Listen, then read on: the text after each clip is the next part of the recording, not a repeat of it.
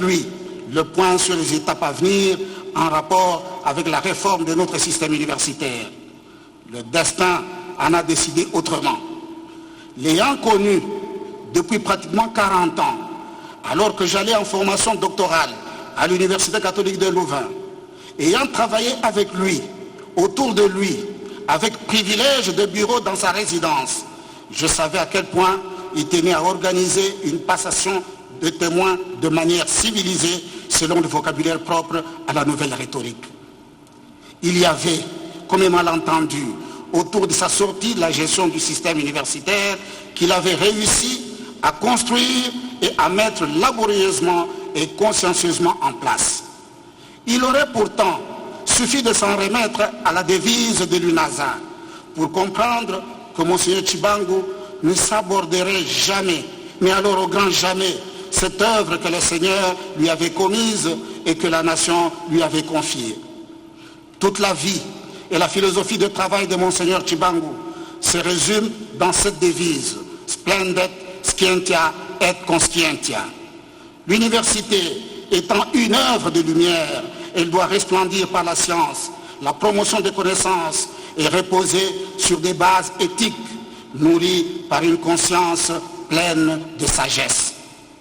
Ce qui était ainsi recherché pour l'université en tant qu'institution, Monseigneur Tshibangou tenait à le réaliser d'abord dans sa propre personne, le vivre comme une sorte de vertu intime en tant que prêtre et en tant que scientifique et homme de culture. Il ne cessait de méditer ce beau passage du livre de Proverbes au chapitre 9. La sagesse a bâti sa maison, elle a taillé ses 7 colonnes. Elle dit à ceux qui sont dépourvus de sens, venez, mangez de mon pain et buvez du vin que j'ai mêlé. Quittez la stupidité et vous vivrez, et marchez dans la voie de l'intelligence. Donne au sage et il deviendra plus sage. Instruis le juste et il augmentera son savoir. Le commencement de la sagesse, c'est la crainte de l'éternel. Et la science des saints, c'est l'intelligence. C'est par moi que tes jours se multiplieront et que les années de ta vie augmenteront. La sagesse et l'intelligence doivent aller de pair. Et il en était ainsi chez Monseigneur Tshibangou. Esprit vif et éveillé, plein de sagacité et doté d'un sens élevé d'anticipation qui exigeait de lui en retour beaucoup de sens de la mesure et une humilité sans pareille. Ayant bénéficié lui-même de la sollicitude de ses supérieurs, qui perçurent tôt ses capacités et ses dons, il ne s'érigera jamais en obstacle ni en frein pour l'éclosion des jeunes pousses que le Seigneur mettait dans son champ. Il comprenait vite et bien et savait percevoir les opportunités avec un sens inégalé d'anticipation.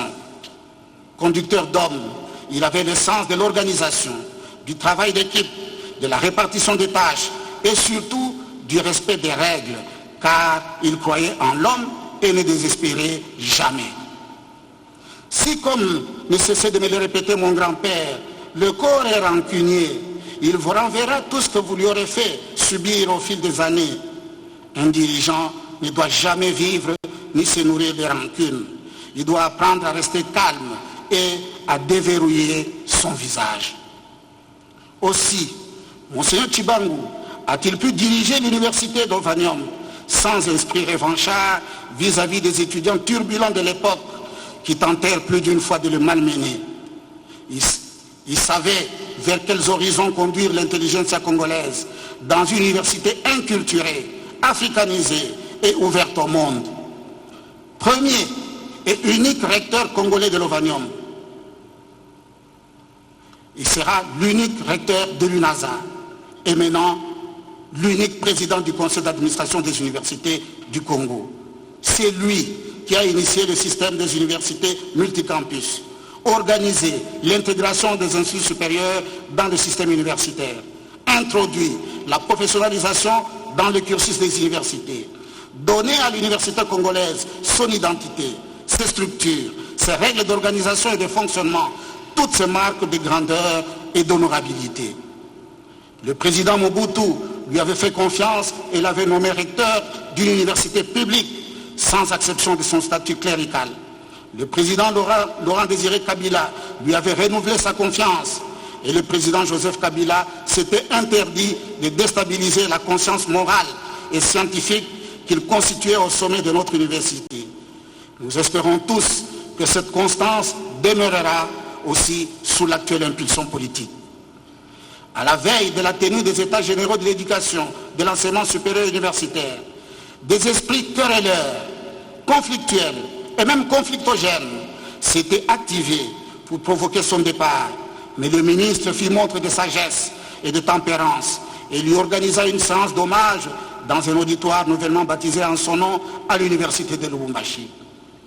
La vérité est que, depuis 1996, lors de la clôture des États généraux de l'éducation, travaux au cours desquels j'avais été le secrétaire du révérend père Martin Ekwa, depuis cette période, Monseigneur Tshibangou avait décidé de passer le témoin en mettant en place une nouvelle architecture de gouvernance universitaire dont le point de mire serait le Conseil académique supérieur.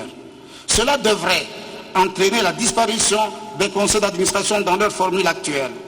Mais l'agitation des uns et des autres eut pour conséquence d'allonger indéfiniment le mandat de Monseigneur Tshibangou à la tête du système créé en 1981. Aujourd'hui, le débat devrait être clos car Monseigneur Tshibangou ayant été produit en exemplaire unique pour une période unique de notre histoire, il ne saurait être remplacé. Il se réjouira, là où il est parti, d'apprendre que le Conseil académique supérieur et la nouvelle architecture universitaire, attendue depuis bientôt une génération, sont toujours à l'ordre du jour. Pour le dire à la manière de mon grand-père, je connais des professeurs d'université dont les parents n'étaient pas encore mariés à l'époque où nous traitions de ces questions essentielles pour l'avenir de notre système éducatif. Outre cela, Monseigneur Tshibangou tenait beaucoup à la création d'une Académie congolaise des arts, sciences et lettres. Avec la création de l'Académie congolaise des sciences, dont il était le seul membre d'honneur, il est grand temps que le gouvernement accorde une subvention de fonctionnement à cette structure d'excellence. Nous veillerons, en tant que parlementaires, à ce que cela soit pris en compte lors des collectifs budgétaires qui interviendront en mars prochain. Enfin, et sans pour autant oser regarder le président, l'honorable président de l'Assemblée nationale comme un ophtalmologiste, c'est-à-dire droit dans les yeux, j'aimerais l'adjurer pour que la proposition de loi relative à la transplantation d'organes, de tissus et de cellules du corps humain puisse être traitée avec diligence pour honorer davantage Monseigneur Tshibangou qui avait tant soutenu cette initiative que j'ai déposée devant le Parlement, une initiative de santé publique.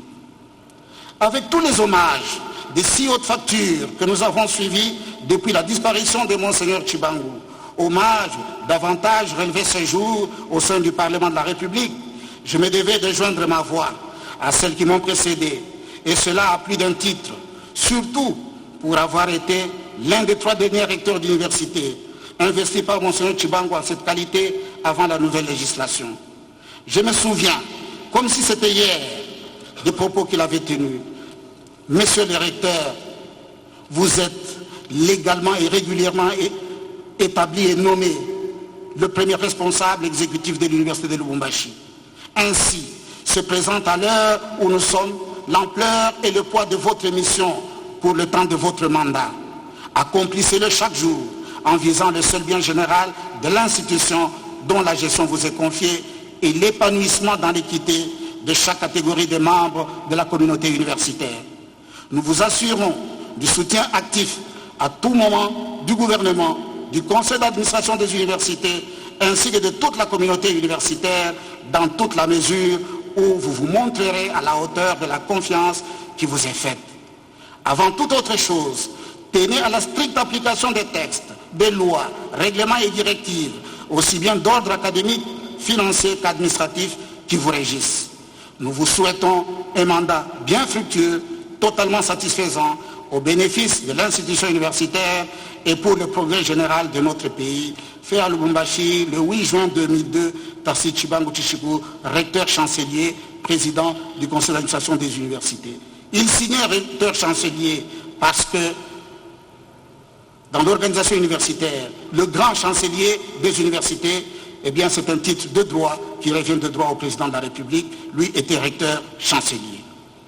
Les organisateurs de la présente cérémonie d'hommage officiel de la République à l'une des figures emblématiques de ce que notre pays a pu réaliser de grand dans le secteur de la formation, malgré les vicissitudes de tous ordres, ayant jugé utile de m'y associer à ma qualité de parlementaire, d'ancien gestionnaire universitaire et probablement aussi d'enfant de la maison, je ne pouvais me dérober à ce devoir de piété filiale.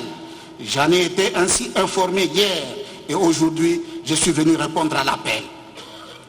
Les élus qui siègent au Parlement sont tous d'une façon ou d'une autre des produits de l'université, qui sont vos produits, Monseigneur Tshibangou.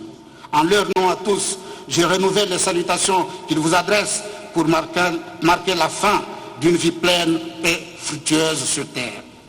À ce moment solennel, j'aimerais dire à Monseigneur Tshibangou que l'héritage de combat pour le rayonnement de l'université congolaise, l'héritage d'un combat toujours renouvelé pour l'amélioration de la rémunération des hommes des sciences, l'héritage d'un combat pour la reconnaissance de l'excellence universitaire, nous n'allons pas l'abandonner.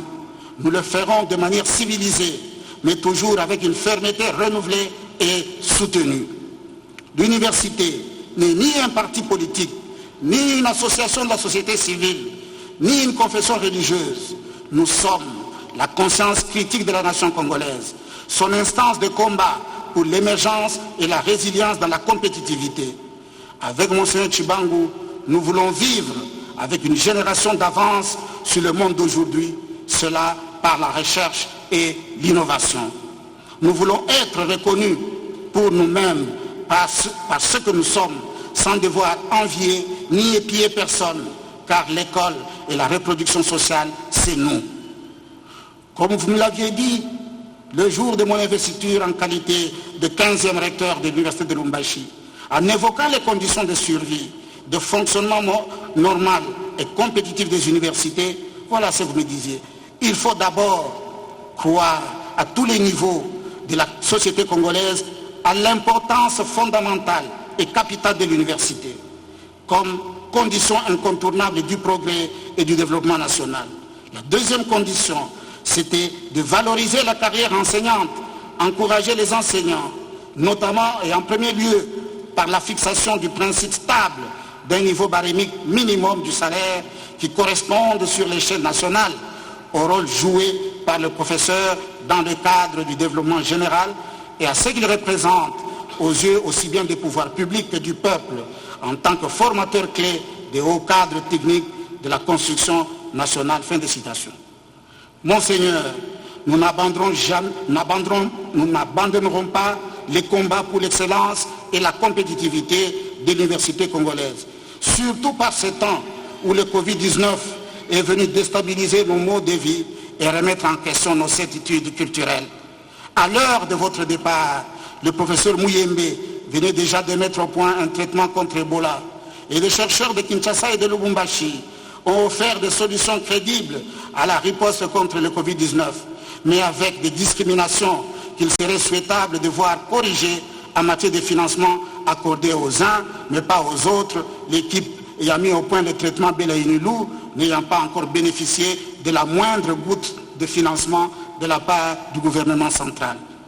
Mais je peux vous assurer que l'on ne déterrera pas la hache de guerre pour cela, ni ne lèvera le moindre bouclier à cet effet. Monseigneur, vous avez fait de votre sacerdoce une question de sainteté et de savoir. Vous avez aussi fait de votre carrière universitaire un véritable sacerdoce, un fond de connaissance à la gloire de Dieu. Vous étiez un homme bon, et un homme de bien, un savant humble et un chercheur de haute culture. Vous aimiez la jeunesse et vous aviez toujours foi en l'avenir de notre pays, en un avenir radieux. Nous demeurons fidèles à vos enseignements et nous témoignerons de l'excellence de votre vie de prêtre et d'intellectuel. Chaque fois que je vous rencontrais, vous me demandiez des nouvelles de ma maison. Je ne pense pas que ce soit l'occasion d'en parler. Je n'en parlerai donc pas. Je ne vous dirai pas que les jeunes gens que vous aviez baptisés, que tous ces enfants-là, quel que soit leur nom, quel que fût leur nom, qu'ils se soient appelés Dimanja, qu'ils se soient appelés Mazinga, qu'ils se soient appelés Kasongo, qu'ils se soient appelés Kaumba, Djamba et Kankonde ou Matundu. Je ne parlerai pas de ces enfants-là. Ces enfants, eh bien, ils pensent à vous, ils pleurent parce que vous êtes partis. Moi et ma maison, nous bénissons l'Éternel de nous avoir conduits vers vous. Ces enfants ont grandi en âge et je l'espère aussi en sagesse. L'aîné pour qui vous aviez officié de mariage religieux à Lubumbashi a déjà eu un fils et continue sur le chemin de la science. Ils vous disent, tous ces enfants, adieu. Et une fois de plus, mon Seigneur, je vous remercie. Je vous remercie de m'avoir aimé. Je vous remercie de m'avoir fait confiance. Je sais que vous parliez beaucoup, mais je n'aimerais pas en faire autant aujourd'hui. Comme aurait dit mon grand-père en pareille circonstance, surtout à cette circonstance douloureuse, je n'ai plus de salive. Et dans la bouche, il ne me reste plus que la langue et les dents. Merci.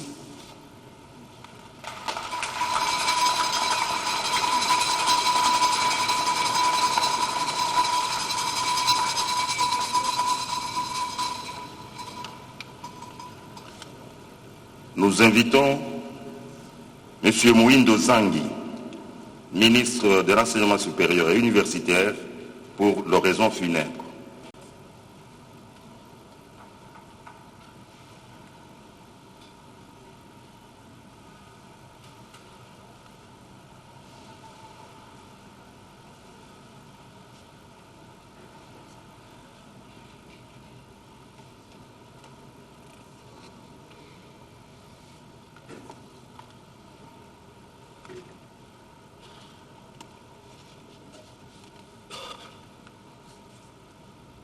Excellence, Monsieur le Président de la République, chef de l'État, grand chancelier des universités et instituts supérieurs congolais, avec mes hommages les plus déférents. Honorable Président de l'Assemblée nationale et du Sénat, Excellence, Monsieur le Premier ministre, chef du gouvernement, Monsieur le Président de la Cour constitutionnelle, Monseigneur le nonce apostolique du Vatican, honorables députés et sénateurs, Excellences, Mesdames et Messieurs les ministres, chers collègues, Monsieur le secrétaire général de l'enseignement supérieur universitaire, Monsieur le président du conseil d'administration, Révérend Père, Révérende Sœur, Mesdames et Messieurs, à vos titres et qualités. On ne pleure pas un grand homme, on lui rend hommage. On célèbre son exemplarité morale, son engagement pour les causes nobles, et pour l'immensité de son héritage aux générations futures. Monseigneur Tarsis Tibangu Tisiku, symbole et icône de l'université congolaise, elle est des grands hommes que par la grâce divine, la République démocratique du Congo aura produit de ses entrailles et offert à l'humanité, à la science et à l'Église catholique. Toute sa trajectoire existentielle étale une quadruple fidélité que je vais rappeler afin de lui exprimer toute la reconnaissance du ministère de l'Enseignement supérieur universitaire. Il s'agit de la fidélité à la rationalité scientifique et technique, la fidélité aux cultures congolaises et africaines, la fidélité à Dieu et à l'Église catholique, la fidélité à la cause de l'humanité. Au travers de ces 4 dimensions, nous pouvons y voir un véritable penseur et réformateur de l'université congolaise. C'est pour cette raison que ce départ constitue une lourde perte, alors que nous nous engageons dans la plus importante réforme depuis celle qu'il a engagée lui-même en 1971. L'expertise, le savoir-faire et le savoir-penser, les si de Monseigneur Tarsis Tibangu vont nous manquer énormément, et je dirai pourquoi dans cette oraison funèbre. Excellence, Monsieur le Président de la République, qui est Tarsis Tibangu Tisiku? Monseigneur Tarsis est né à Kipushi, au Katanga, le 24 avril 1933. Des parents originaires de Bakwa Mulumba, dans le Kasaï, dont le père travaillait à l'Union minière du Haut-Katanga. Actuellement, Jekamine. Baptisé dans la foi catholique, il s'est dévoué dans la paroisse Sainte-Barbe de Kipushi. Le choix de Jésus-Christ et la foi à Dieu au sein de l'Église catholique l'ont conduit à effectuer des études de philosophie et de théologie chez les pères missionnaires d'Afrique, au grand séminaire de Baudouinville, actuel Moba, dans la province du Tanganyika.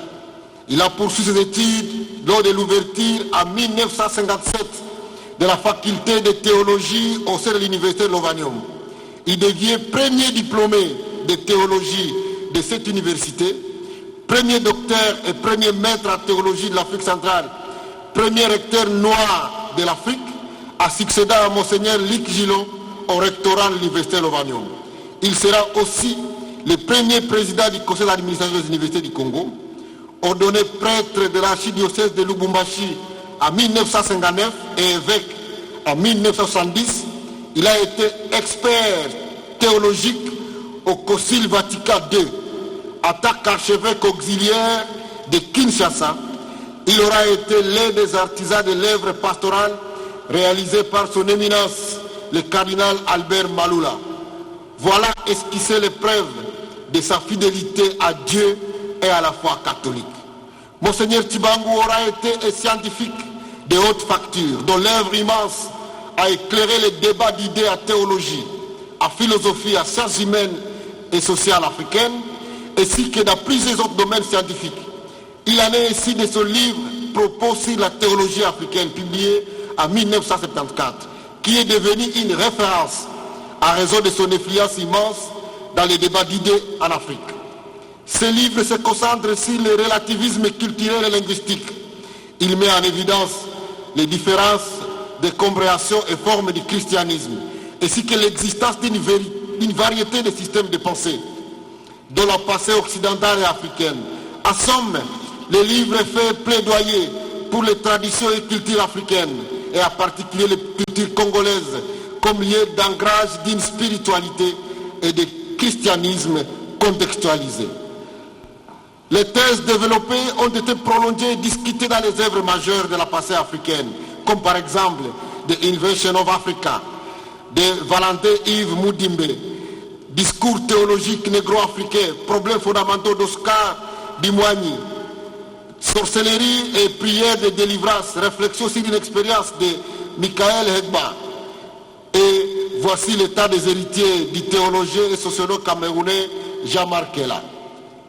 J'ai mentionné ces œuvres d'esprit pour indiquer et saluer la portée scientifique et théologique du travail intellectuel de Monseigneur Tshibangou Tshisiku à la promotion et à la défense des traditions et cultures africaines en tant que lieu d'ancrage de spiritualité et du développement de l'homme africain dans le monde moderne.